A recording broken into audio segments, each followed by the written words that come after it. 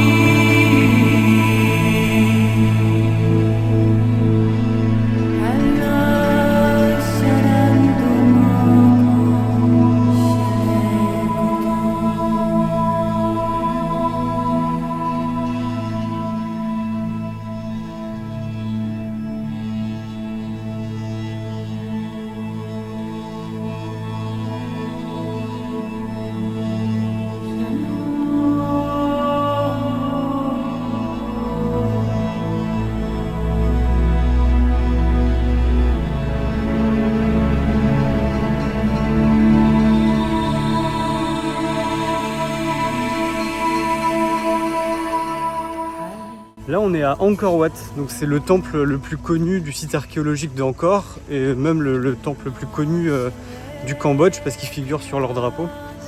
Et en fait Angkor c'était la capitale de l'Empire Khmer et ils ont construit des centaines de temples entre les années entre le 9e siècle et le 15e siècle. Et voilà, donc c'était des temples religieux, d'abord hindous et puis bouddhistes. Et on s'est levé très tôt pour venir voir le lever du soleil au temple d'Angkor. On s'est levé à 4h30, je pense que ça se voit à nos têtes, mais ça valait vraiment le coup. Et comme tout le monde fait la même chose, c'est-à-dire venir pour le lever du soleil, en général les gens ils partent après le lever du soleil pour prendre leur petit-déj. Et du coup c'est le meilleur moment je pense pour visiter les temples parce qu'il n'y a personne, enfin il y a beaucoup moins de monde en tout cas.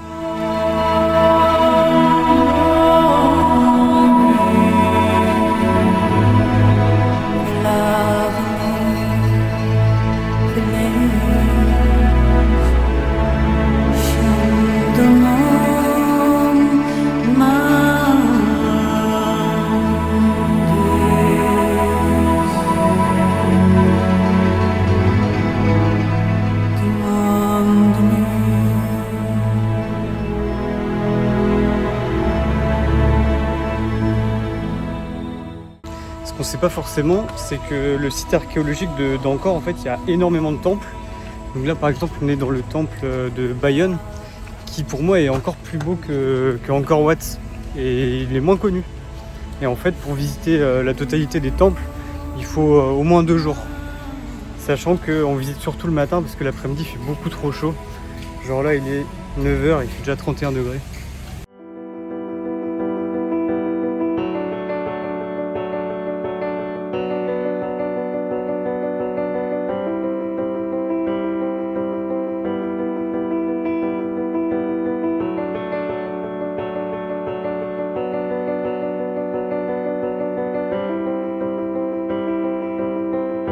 What are the words that I'm supposed to say? Your words can spill in fireflies. Darkness has surrounded Baltimore Bay. Why don't you open your blue eyes? Are they things that water can't wash away? How can your absence leave no trace? As I let you sink in Baltimore Bay, I drown myself deep in disgrace.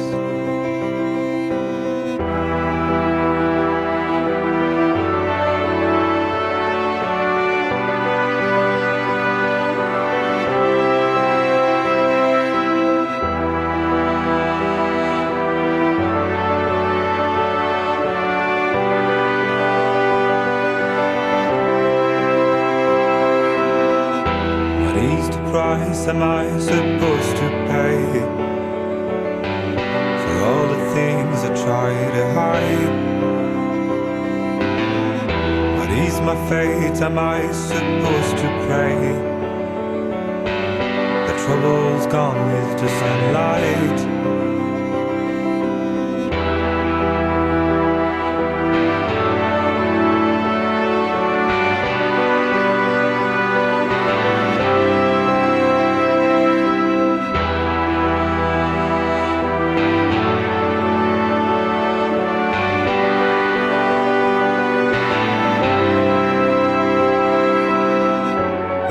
Sunrises and ignites the bay. I come back home and start to cry. I'll never come back to Baltimore Bay. Try to forget the fireflies. What are the words that I'm supposed to say? If someone knew about this life. C'est notre deuxième jour aujourd'hui dans les temples d'Angkor. Et là on fait la deuxième boucle qui est beaucoup plus grande. Et il n'y a personne, enfin elle est beaucoup moins touristique. Je pense que la plupart des gens font une journée et font les temples principaux. Et là on est dans un temple qui est gigantesque. Et il n'y a quasiment que nous, c'est magique. C'est trop stylé.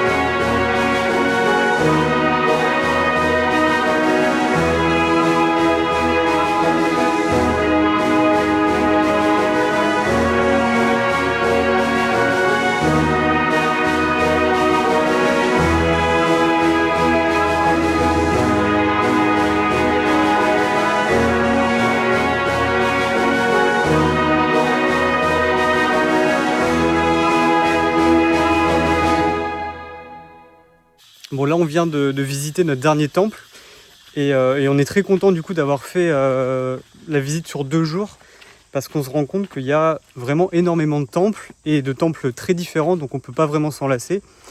Et aussi Angkor Wat finalement c'est pas le plus beau temple, enfin, selon nous. C'est peut-être aussi parce qu'il y avait beaucoup de monde, mais en tout cas c'est pas celui qu'on a préféré. Je vais mettre ici notre top 3, enfin les 3 temples qu'on a préférés ici.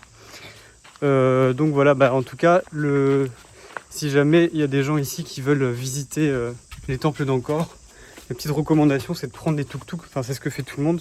Au début on voulait louer un scooter et au final c'est mieux de prendre un tuk-tuk parce qu'il fait vraiment très chaud et puis le tuk-tuk il te fournit en eau, en petite serviette pour te rafraîchir et en fait c'est beaucoup mieux.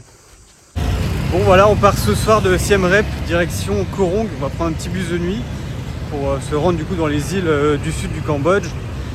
Siem Reap c'est sympa, mais ça n'a pas non plus grand intérêt en dehors des temples d'Angkor. Il n'y a pas grand chose à faire, je dirais. Petite info qu'on a eue ici, c'est que le nom de Siem Reap viendrait, ça veut dire littéralement en khmer, défaite du Siam. Et ça viendrait du fait que les troupes siamoises, donc l'ancienne Thaïlande, auraient perdu lors d'une bataille dans le but de s'emparer de la ville d'Angkor. Voilà, petite info comme ça. Et là on se dirige direction le bus de nuit.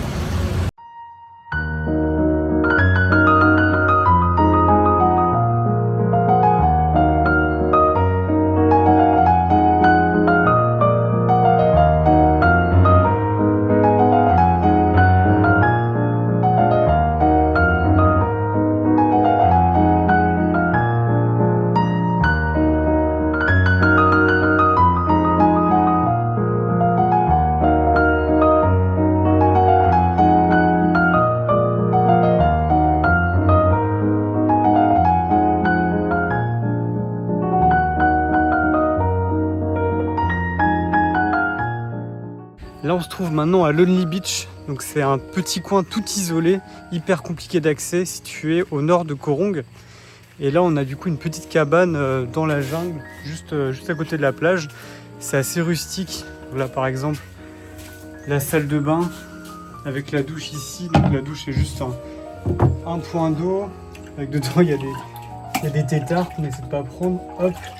Et sinon c'est un seau d'eau qu'on se vide sur la tête, un seau d'eau fraîche. Donc on va rester 4 jours ici et c'est hallucinant le nombre de moustiques qu'il y a.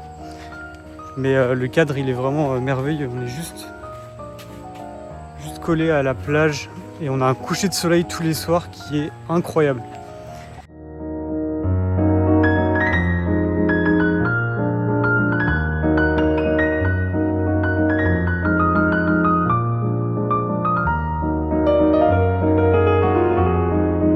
Bon, hier on n'a pas passé la meilleure des nuits.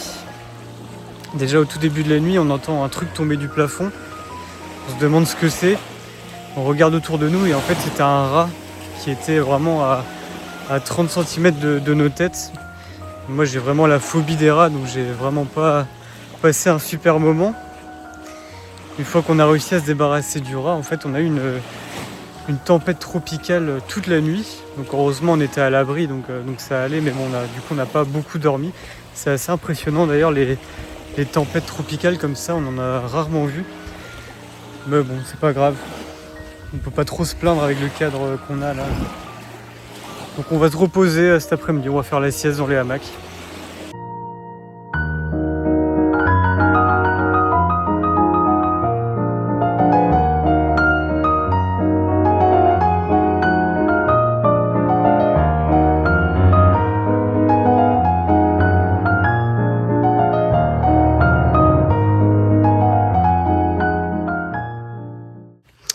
Bon, finalement, départ précipité de notre petit paradis parce que il faisait vraiment trop humide, il y avait trop de moustiques et surtout Inès elle n'a pas dormi de la nuit avec les rats qui faisaient la fête là dans notre petite cabane.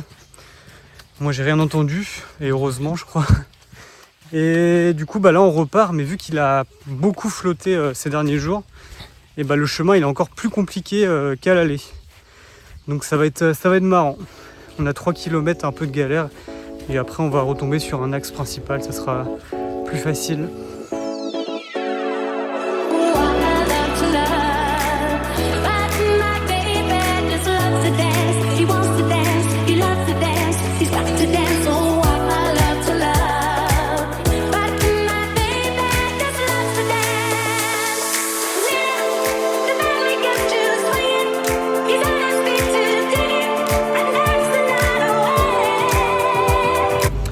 Qui est assez surprenant au Cambodge, je sais pas si c'est propre au Cambodge, mais en tout cas on n'avait jamais vu un pays qui avait ce système là avant.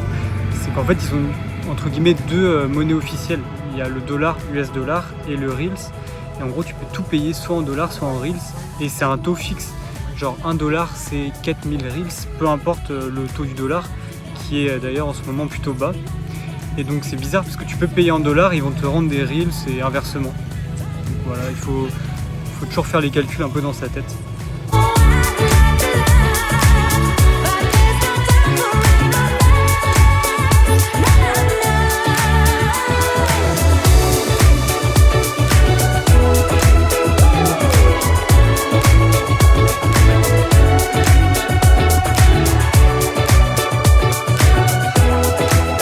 Vu qu'on voyage pendant 7 mois, on voulait profiter du temps qu'on avait de disponible pour faire un volontariat. Et c'est ce qu'on est en train de faire. Là, on est parti pour 3 semaines de volontariat dans une école qui s'appelle AA Education, dans un petit village à côté de Kampot. Et notre rôle dans cette école, ça va être de donner des cours d'anglais aux enfants de 8 à 12 ans à peu près, qui parlent pas du tout anglais ou quasiment pas, et des cours d'informatique pour les élèves de 15 à 20 ans environ. Et en plus de donner des cours d'informatique, ils nous ont carrément confié les clés du pôle informatique, parce qu'en fait, ils sont complètement dépassés à ce niveau-là, personne maîtrise ce sujet. Et donc ils nous ont demandé de créer un peu une structure pour qu'il puisse y avoir un suivi pour chaque élève, de créer un petit peu un système éducatif autour de la suite Office, en fait, les former sur Word, PowerPoint, Excel. Donc c'est cool, ils nous font confiance et ça va être très intéressant, je pense, ça va être une bonne expérience. Et du coup aujourd'hui c'est férié, donc on se trouve à Kampot, mais le reste de la semaine on vit dans l'école, donc vraiment dans les mêmes conditions que les élèves. La seule différence c'est qu'on a notre chambre à nous, alors que eux, que ce soit les profs et les élèves, ils logent tous ensemble et ils sont tous dans la même pièce, ils dorment tous les uns à côté des autres. Et je vais mettre quelques vidéos un petit peu pour que vous voyez un peu les conditions qui sont assez rudimentaires, on va dire.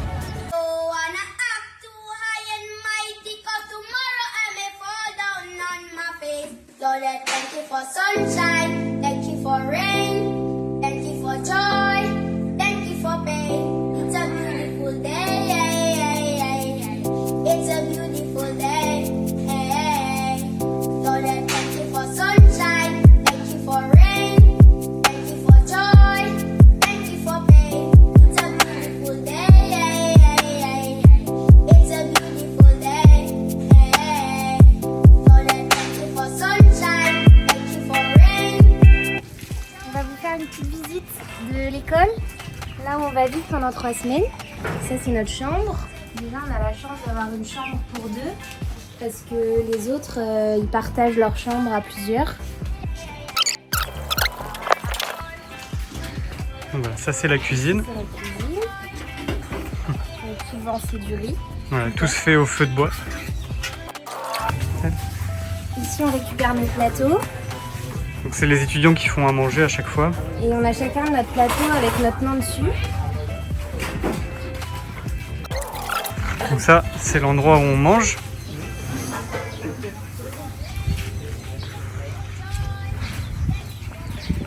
Et ici, c'est l'endroit où on fait la vaisselle une fois qu'on a mangé. Donc avec le produit vaisselle et ici, voilà, le bac à eau. Là, c'est l'endroit où on fait la prière matin et soir.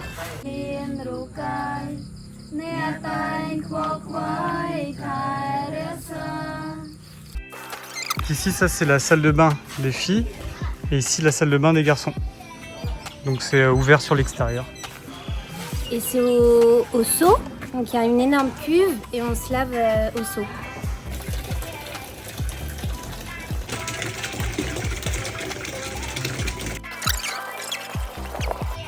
Donc là c'est les toilettes turques et ça c'est la chasse d'eau.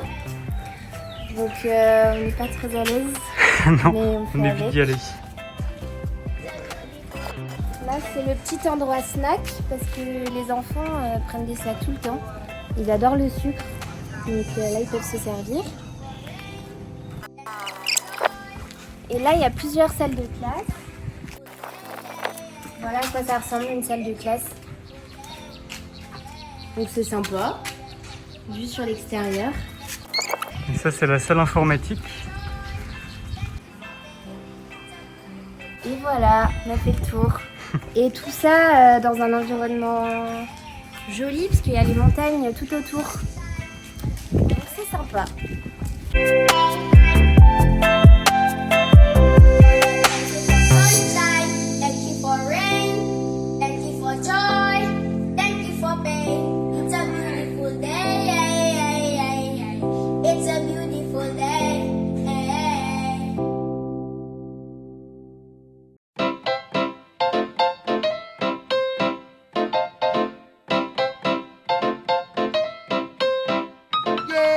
Là on est descendu à Kep pour le week-end, donc c'est à 45 minutes en scooter de Kampot.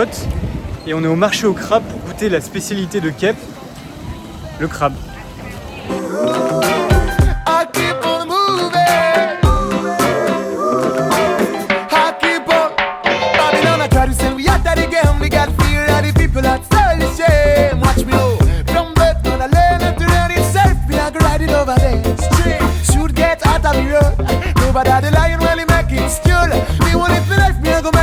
So me no go for you, now that we got the top option. Out the road, man wait for the man cause me a gone out the road. We let's out them and I gone out the road. Me na inna that, me na inna them. Shut out the road, out the road, out the road, out the road. Babylon a dead when me a gone out the road. Village to them when I gone out the road. Me na inna that, me na inna them. Plan me na inna them. Chat Mr. Babylon.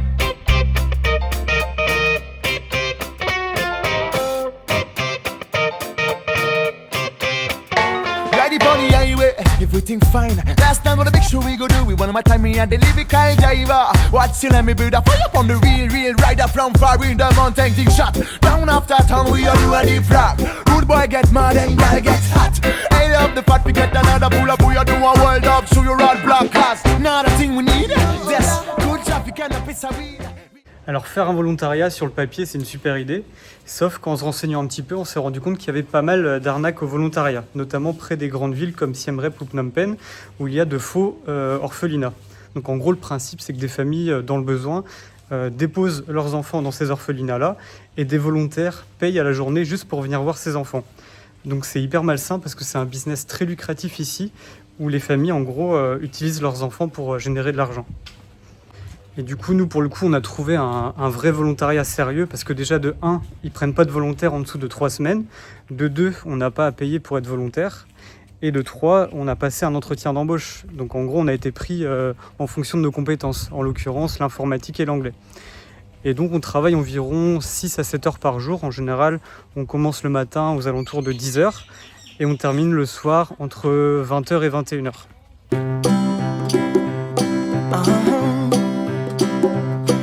If you ever find yourself stuck in the middle of the sea, I'll sail the world to find you. If you ever find yourself lost in the dark and you can't see, I'll be the light to guide you. Find out what we're made of when we are called to help our friends in need. You can count on me like 1, 2, 3, I'll be there. And I know when I need it, I can count on you like 4, 3, 2, and you'll be there. 'Cause that's what friends are supposed to do, oh yeah.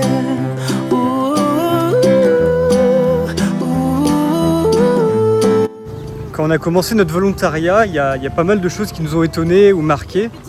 Et la première chose, c'est que tous les matins et tous les soirs à 7h15, tous les profs ainsi que les élèves full-time, on se met en rond et on fait une prière pour chacune des principales religions qui existent. Donc c'est pas une pratique qui est courante au Cambodge parce que 95% de la population est bouddhiste, mais c'était assez marquant pour le souligner ici. La deuxième chose, c'est le respect de la hiérarchie. Tous les élèves sont hyper respectueux des professeurs. Dès qu'un professeur rentre dans la classe, ils se lèvent, ils font un petit salut. À la fin de chaque cours, ils disent merci au professeur. Enfin, ils sont vraiment hyper respectueux. Je pense que c'est quelque chose qui s'est un peu perdu en France pour le coup et c'était assez étonnant de le voir ici. Alors le troisième point, ça concerne les élèves qui sont en full time. Donc en gros, c'est les élèves qui logent dans l'école. Et en fait, ils bossent énormément. Donc ils se lèvent aux alentours de 5-6 heures. C'est eux qui préparent le petit-déj, c'est eux qui préparent le repas du midi, c'est eux qui préparent le repas du soir, ils s'occupent aussi du ménage, c'est eux qui contribuent à la construction de l'école. Ils suivent des cours la journée, donc des cours d'informatique, de business, d'anglais. Ils donnent des cours d'anglais aux plus jeunes. Enfin, ils n'arrêtent pas et même le week-end, en fait, ils n'ont qu'un jour de libre dans la semaine. Le samedi, ils doivent travailler. Donc franchement, c'est assez impressionnant de les voir travailler autant.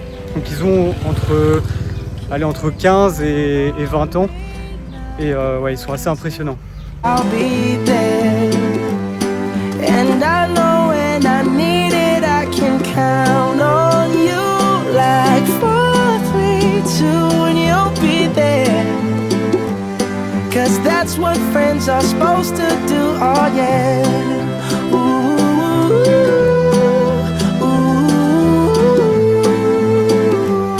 You can count on me 'cause I can count on you. Bon bah voilà, c'était notre dernier jour aujourd'hui. Comme c'était un jour férié, ce matin on est allé faire la promotion de l'école dans le village d'à côté et cet après-midi on a fait passer des entretiens d'embauche au full time, c'était très cool. Donc c'était vraiment une super expérience. Donc on a passé 3 semaines, ça nous a fait du bien aussi de se poser 3 semaines au même endroit, même si les conditions n'étaient pas faciles. Bon, déjà on avait la chance d'avoir notre petite cabane, mais il faut avouer que les conditions dans lesquelles ils vivent sont pas évidentes. mais c'était cool du coup de pouvoir l'expérimenter. Faut savoir que par exemple ils ont un budget de 50 centimes de dollars par personne par jour pour la nourriture. Donc en gros on mangeait du riz blanc matin, midi et soir avec une sorte de petit bouillon avec quelques légumes. Enfin bref, on mangeait pas beaucoup. C'était dur en vrai le départ. Il y a même une fille qui a pleuré. On a failli pleurer avec elle. Enfin, c'était assez dur. Et voilà, demain, on part direction Phnom Penh, la capitale du Cambodge, pour y passer nos 2 derniers jours au Cambodge.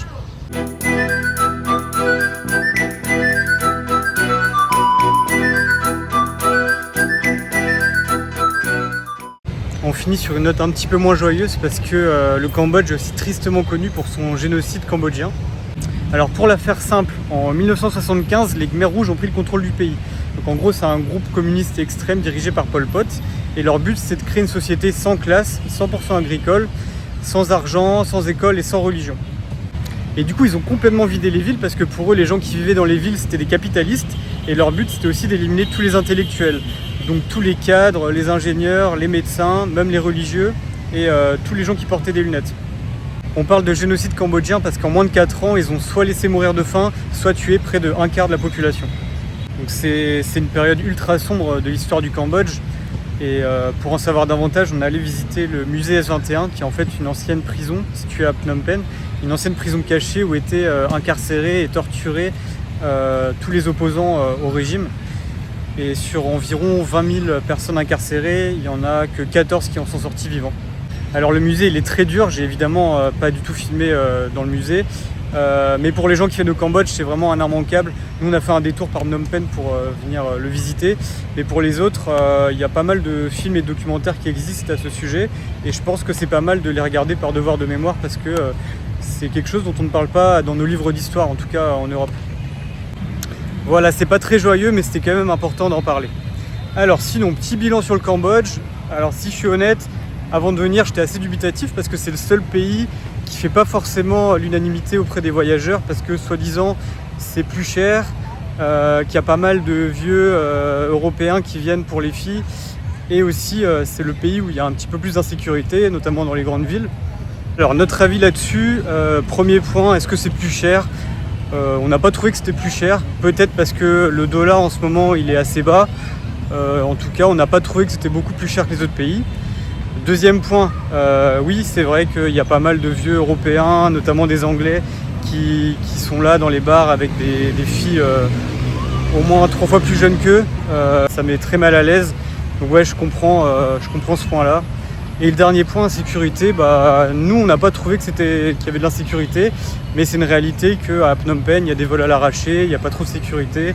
Sihanoukville, il y a la mafia chinoise. Enfin voilà, on sait que c'est une réalité, mais nous pour le coup on l'a pas trop vécu. Et du coup notre avis sur le Cambodge, on a adoré, et on a adoré surtout les Cambodgiens, qu'on a tous trouvé adorables.